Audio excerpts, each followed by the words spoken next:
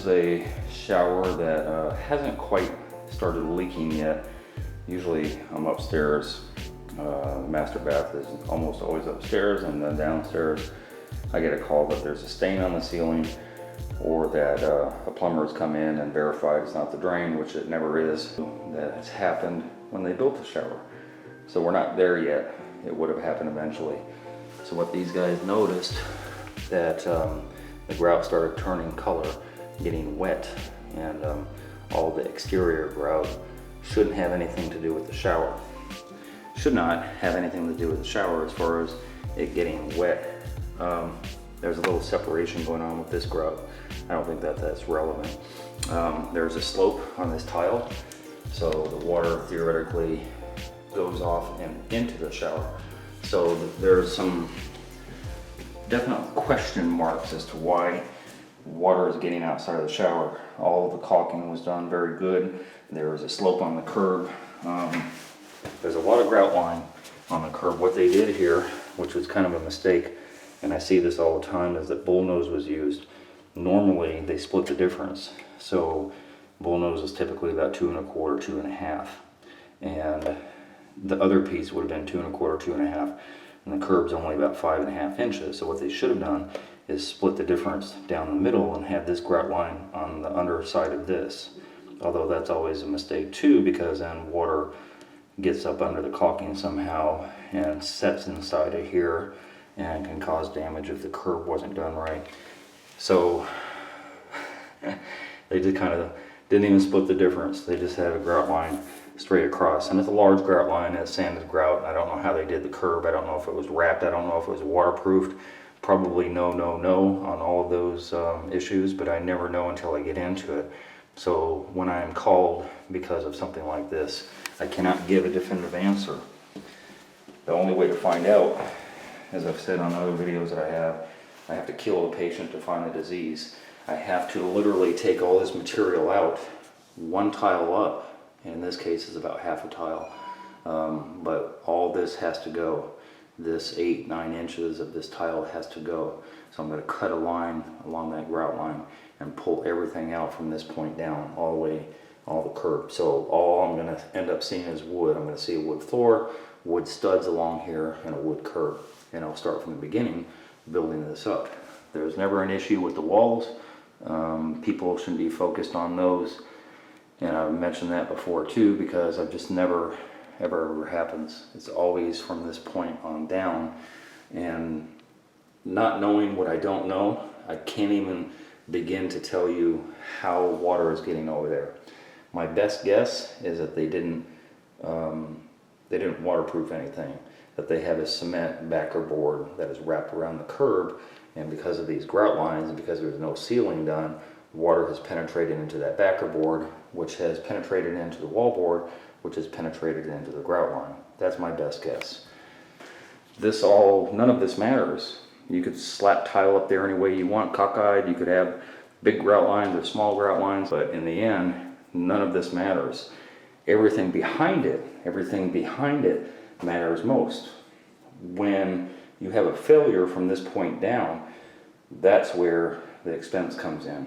I don't know about you guys, but I always find it a little fascinating how things are put together. So I did not wait to tear things out before I came back, because I want you to see what I see as I see it.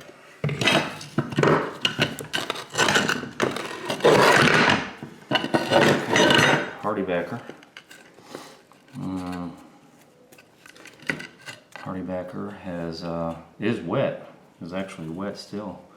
In fact, that might not be a HardieBacker at all. There's a USG product. I can't remember the name of it. It might be that. Yeah, I think it's the USG product. That's not HardieBacker. Looks like it's fooled me a couple of times. I've torn showers out. Don't have an issue with the type of backer board that somebody uses. Doesn't really matter as long as they waterproof, and they did not waterproof, which is part of the problem. Without a doubt, and I'm going to go out on a limb and say this because I'm taking out the whole pan, they put their USG inside of the pan. And I just made a video about that not too long ago. Don't put your backer board into the pan. In other words, don't put your backer board on first, then pour your pan up against it. Because if your pan gets wet, it's going to wet here, which is going to wet the top, which is going to wet the outside, which has those implications. So again, rusted nail, which tells me that this water definitely got to that point here, and the staining shows me that. So that's probably where this grout discoloration came from. I don't think it was catastrophic. Look at that, they put a spacer in here. It's still here. Yeah, I don't think, put a couple of spacers there. Little pieces of spacers to take up the difference on the room, which is kind of weird. So yeah, this had been wet and dried and wet and dried. Yeah, it's not catastrophic. They wouldn't have experienced any type of water on their ceiling or something like that for years and years and years, based on what I'm seeing already. There's a big no-no that people will see on here and chime in right away on. Look, they perforated their pan liner. So does that negate the whole reason of having the pan liner wrapped around the curb? Not necessarily. Although the heads of these nails are rusted,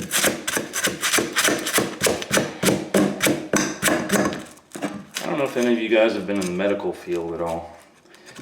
I used to be a fireman, and anytime somebody gets stabbed or gets impaled with an object, you never take the object out, because once you do that, you start the profuse bleeding process. As long as it's in there, it's holding the blood in there, holding things together.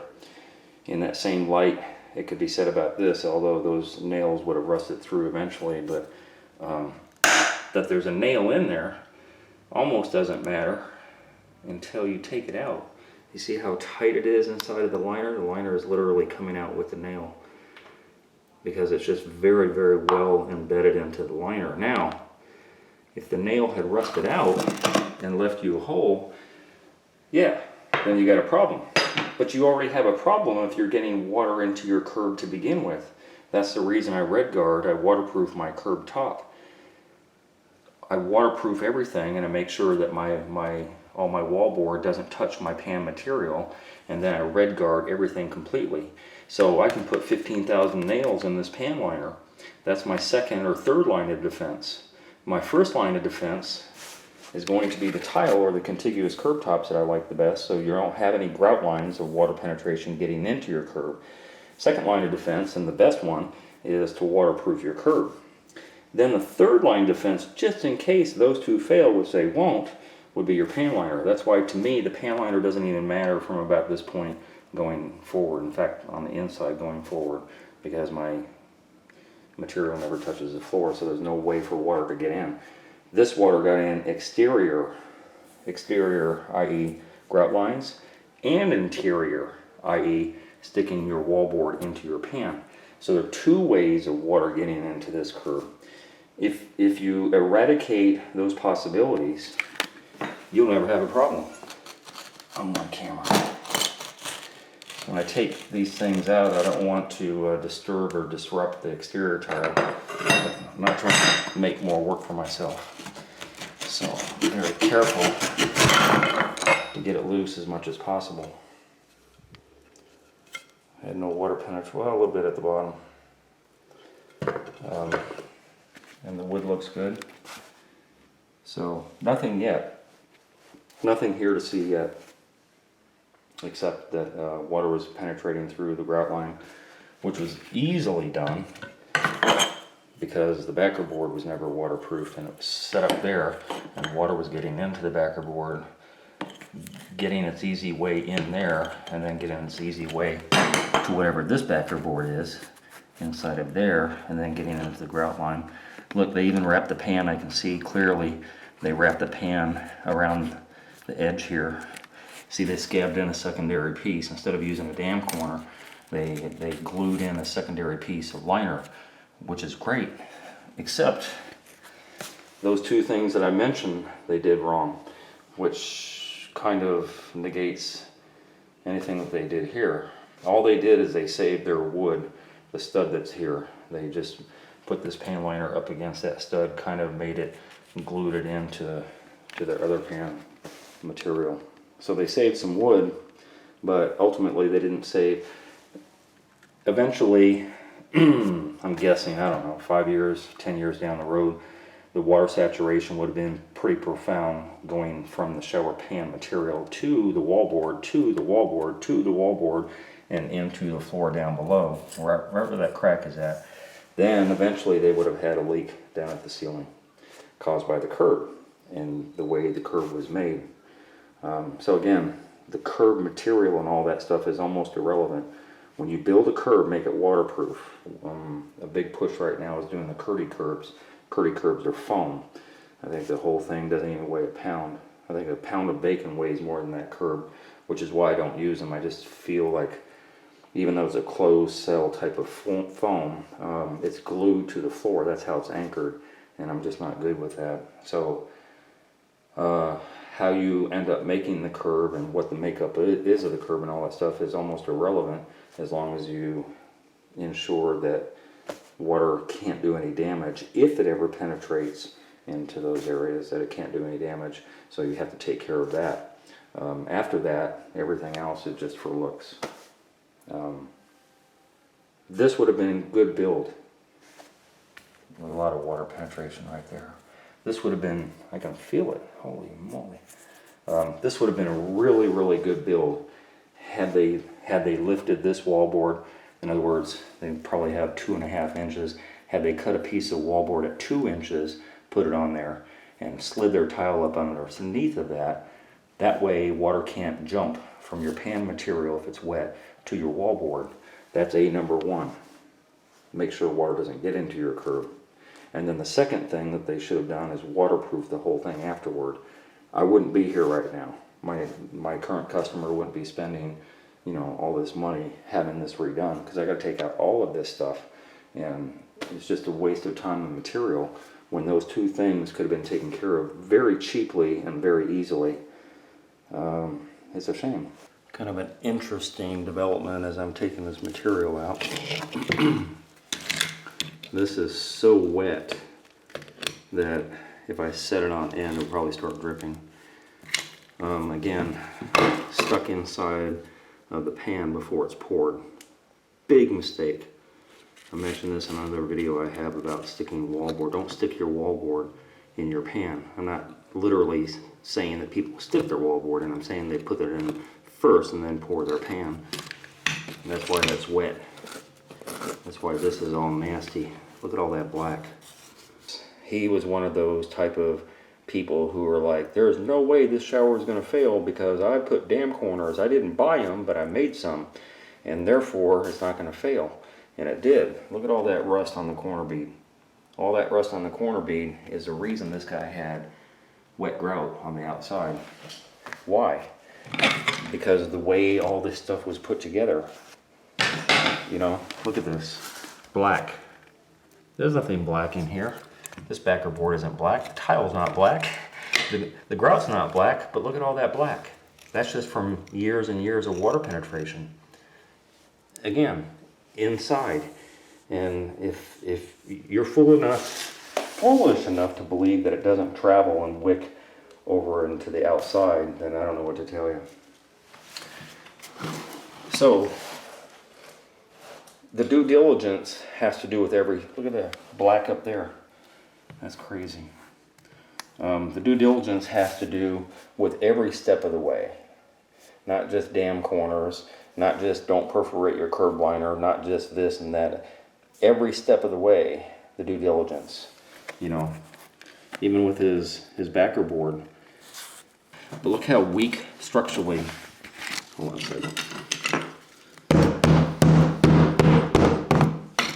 I mean, structurally speaking, it's just weak. Another thing I noticed too as I'm banging on here, why is there this huge gap between the liner and the wallboard? Because there's no blocking. Guys, the blocking isn't just there to hold your pan material. It's there to hold your wall material too. The blocking goes almost 6 inches up.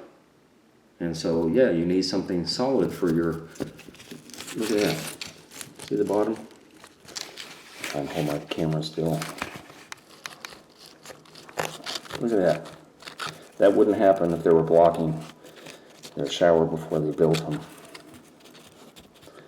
It's like a loose tooth. So yeah, one last thing before I take the pan proper out. Look how much liner was used. That is 9 inches. That's 9 inches, and I don't even see the top of it. It could go up another 12, I don't know. A lot of liner was used. Patching was done on both sides to protect the curb. And yet it failed. Look at this. I don't put a backer board. I don't put a backer board on top of my plywood. The only time I ever put anything on top of my plywood is if I have like 1/2 inch plywood. Then I'll girth it up with some more plywood. Putting backer board on your shower pan doesn't do anything for you. Having a gap where your floor is at definitely doesn't do anything for you. That's not good. Anyway, look at this curb. I mentioned this on another video I did recently. Guys, if you're gonna do your own shower, toenail, you're always gonna have this piece of wood over there. If you don't, you should, because your shower door has to attach to something. Toenail, some 2.5 inch nails or 3 inch screws into, toenail means go sideways into both the left and the right. 2 of them on this side and 2 of them on that side. I usually toenail each 2x4, all 3 of them. I toenail each 3 of them. And make sure you have some some floor material if you're gonna put some. I don't know why people are focused on doing this. That can't be the floor material. Is this the floor material? Oh my God, what? Wow, there's no plywood. Hold on a second.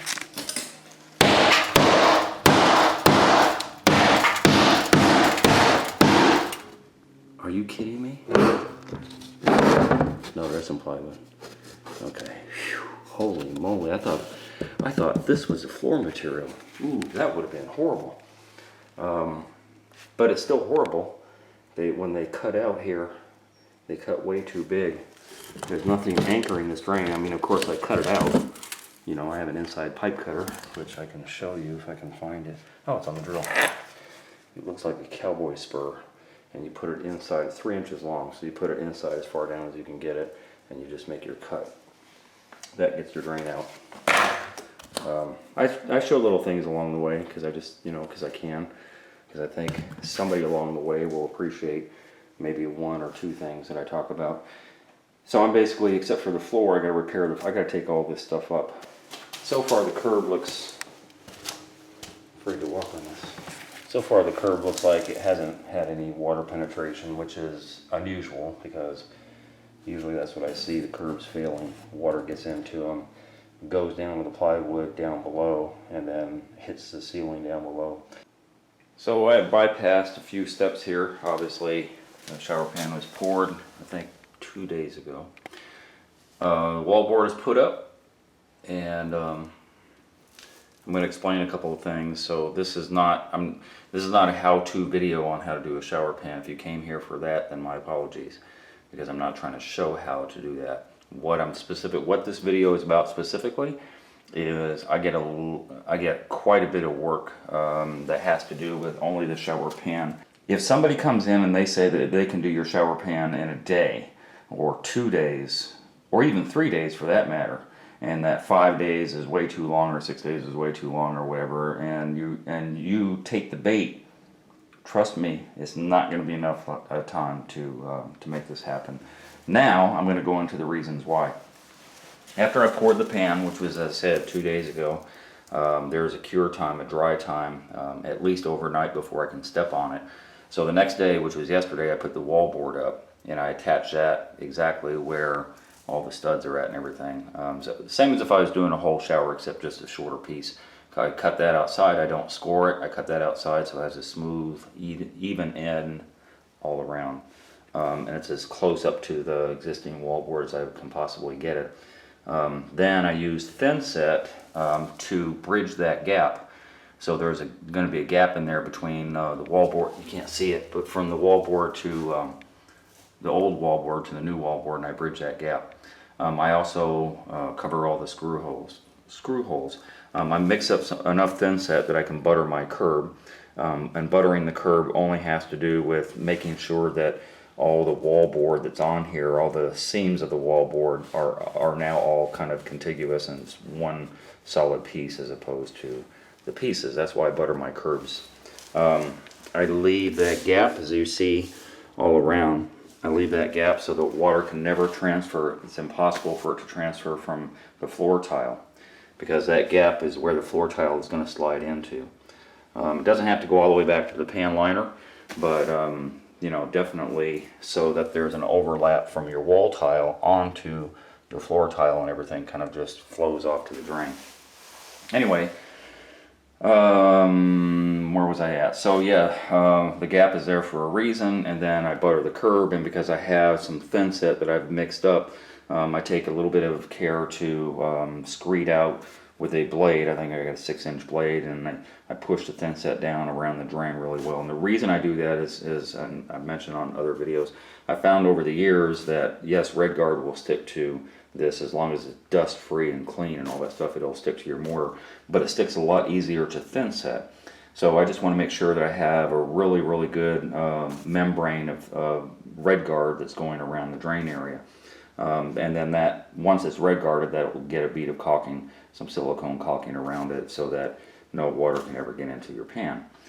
Because I have extra thin set left over, rather than just toss it, if I have any little discrepancies, if there's a tiny little area that's not exactly smooth or whatever, then I go ahead and take care of that with the excess thin set that I have. It's not necessary, because it doesn't have to be smooth and completely flat and all that stuff and as pretty as you can possibly make it, yes, but if there's a discrepancy, I have the thin set already, so there's really no point not to use it.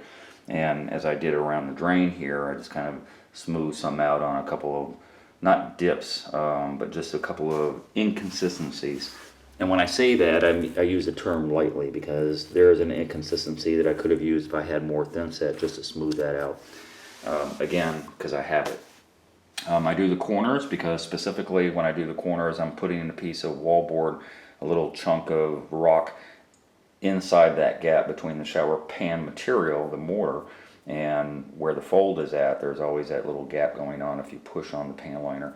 So I stick a rock inside of there, a piece of sheetrock, Durarock inside of there, and then that pushes back the pan liner, and then of course, you know, I put thin set inside of there, all four corners. So that's the process. And the waterproofing specifically is RedGuard. You could use Aqua Defense, Hydroban, it really doesn't matter.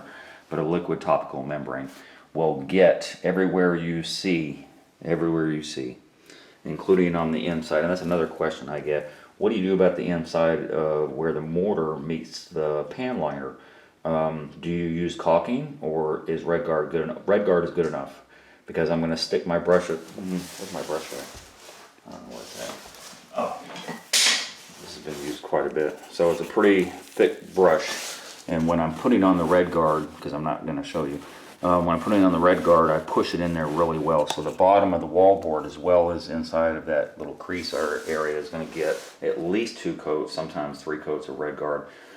If you wanted to use some silicone against that area, then you could, but I'm not freaked out about that at all. It's pushed up against the liner as much as it's going to ever be. And that's kind of the process. So I've got probably about an hour and a half to put a couple of coats on here, because I'll put a fan on here to let the first coat dry. And well, after I scrape off all these little areas that I patched, and then vacuum really good, get all the dust out of here. Then I'll go forward with putting a coat of RedGuard on there, put a fan on it, let it dry for probably about 30 minutes or so until it goes from pink to red. If it was Aqua Defense, then it would go from like an aqua color to a dark green. But anyway, so I'm gonna do that process, let it dry, and then I'll put a second coat on there. I'll put a third coat probably on the curb, and I'll probably put a third coat around the drain area, just because it's just the whole idea, the technicality of just doing a shower pan as opposed to a whole shower. And so for those people that are needing that information, this is a process, and wherever you're at in the country, when you hire somebody, know what this process is and how it works and why it takes so long. And that's what I got to say about that.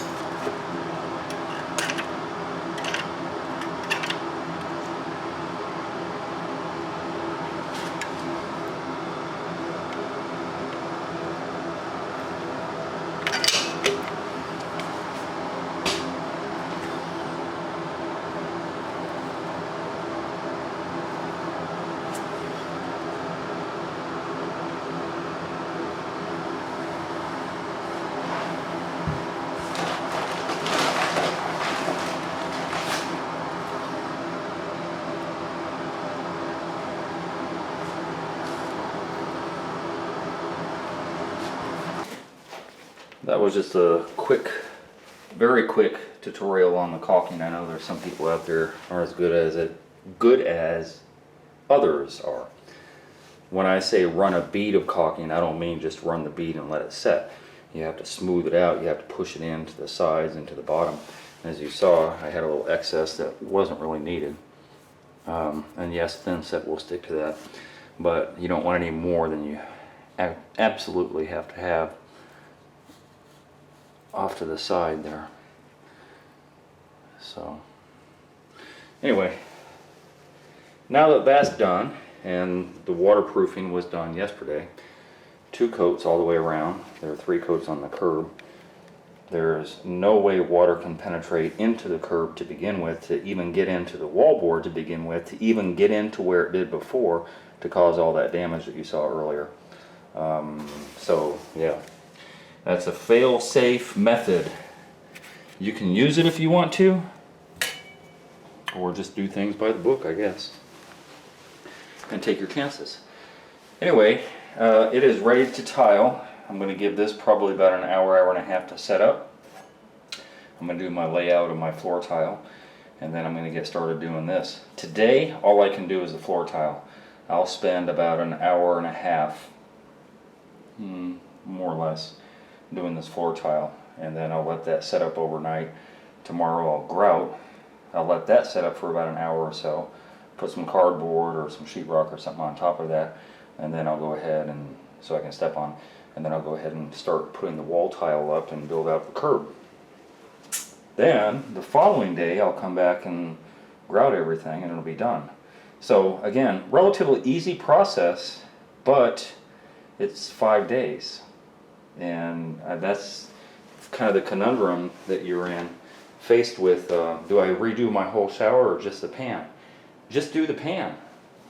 I mean, if somebody comes to me and they're like, well, we might as well just do the whole shower. Sure, I'll take the work.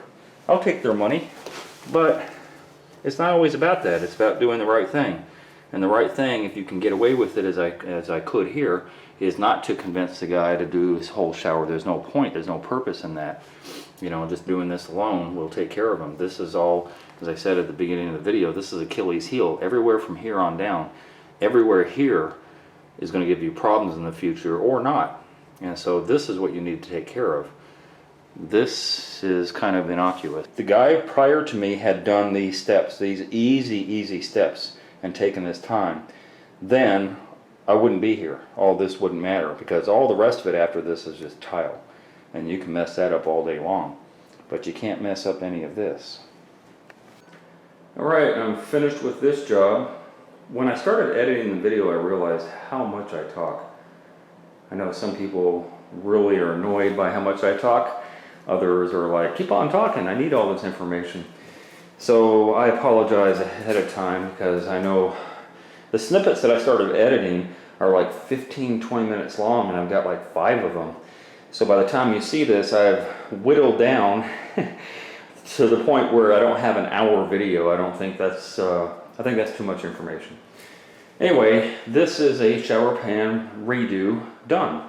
So like it never even happened basically.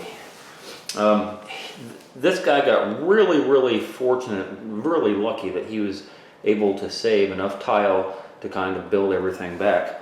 But on the back here, he didn't. So if you remember, this is the type of tile that was on the floor originally. When I started doing the sides here, I started to realize I wouldn't have enough tile to do both the sides, the front, the inside, and then also have any extra left. In fact, there's none left of the larger tile. Even though I saved, I think either two or three pieces I was able to save with the old tile, and then just scraped off all the backing stuff that was glued to it. He only had like 4 tile or 5 tile of the larger one, and it wouldn't have worked, the math wouldn't have worked. So he had maybe 20 of these that used to go on the floor, and I just came up with an idea to kind of match everything together diagonal, so it wouldn't. These are 8-inch tile, and this isn't quite 9 inches, so it would look stupid to have an 8-inch piece and then a cut. And the only way to kind of make it look like it never happened was to do a diagonal, and that's what I did. And then I managed, as I said, to make everything else kind of flow like it didn't even ever happen. He picked this tile, a lighter shade, and I'm not sure why, but I think somebody that walks in here the first time wouldn't even notice. They would have just like, okay, that's the tile that they used originally for the floor. But they only make these in a couple of different flavors, and this is one of them, and it doesn't really match anything, but it still kind of looks, I don't know, to somebody who just walks in here, it's not a bad look. It really isn't. And it saved his pan. And, you know, like I said, this is 5 days. I came back about an hour or so to do the grouting, but it's 5 days in and out to do this. And this is about half the cost of building the whole shower. He had matching bullnose. I saved a couple actually. So he had matching bullnose. If you remember, this one came out and the bottom one and all that stuff. So insofar as doing a shower pan redo, just for the purposes of saving your whole shower and all that stuff, yes, it's very possible. But it's extremely rare that you're able to get matching tiles. Shower pan redo can be done. I do, I'm guessing about maybe 5 or 6 of them in a year.